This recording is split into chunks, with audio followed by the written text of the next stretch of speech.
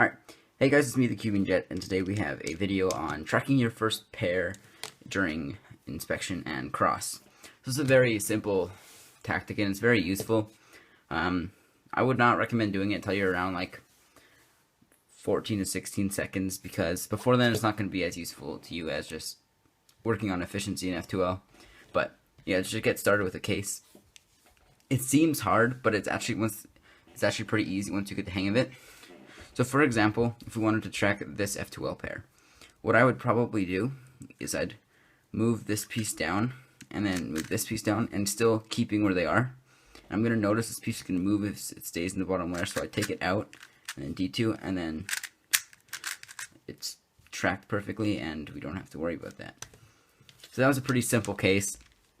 For a case more like this one, this pair is another very easy case to track because when you do your cross, it's not going to get affected, which is nice. But then you already know where it is. You're just going straight into inserting it. For our next one, this is another harder. Well, this is a harder cross. So we have the edge already paired up, but as you see the cross, we have to insert a lot of cross pieces.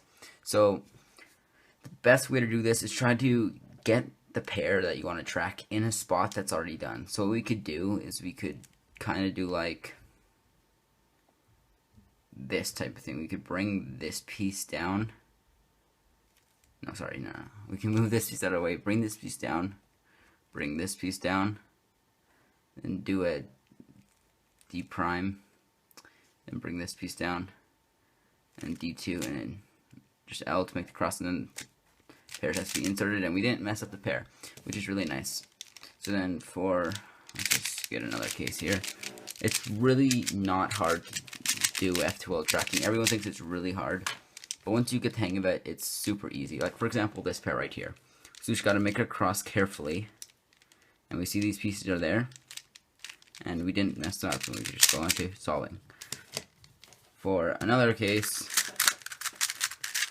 let's see if we can get a harder case here. Alright. This isn't much of a hard case, but we'll make it work. So I see these two pieces that we could track, but we have to move the other pieces around quite a bit. So keeping in mind where these pieces are, just try to do as much as you can using, for example, on here we'd use the L and D faces the most because we don't want to interfere with the R or U.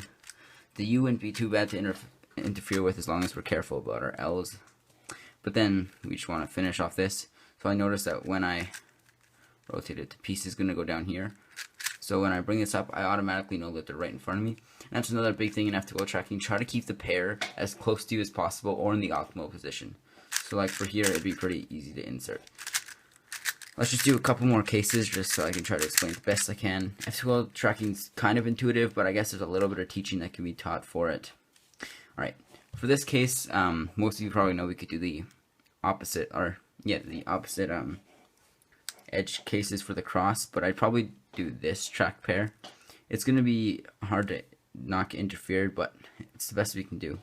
So just to set up the cross, move these pieces down, and then a D2, and then just for this case I do an F, and then I do a U2, and then bring it back up.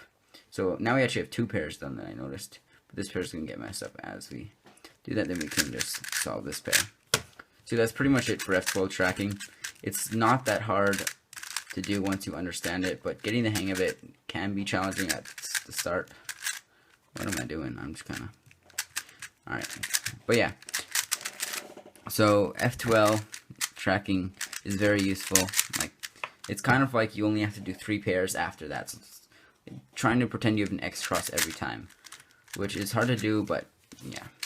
Just to review one more time, what we learned is you find your pair, try to make sure it's the easiest pair possible. Like here I see nothing to start off with. So what I'd probably do is I'd look around. This cube's in the bottom layer. But as I move pieces around, it's probably going to get moved. I do that, and that. And then it's up in here and we can insert it.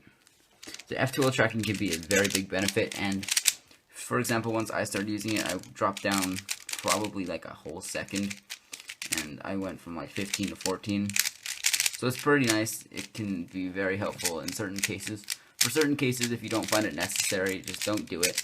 Like, there's some really challenging cases. I don't know how to get to them specifically, but it's really difficult to track a pair, and so it'd probably just be more efficient to not track it and then look for your first pair once it's done. But yeah, hopefully you guys enjoyed, and see ya.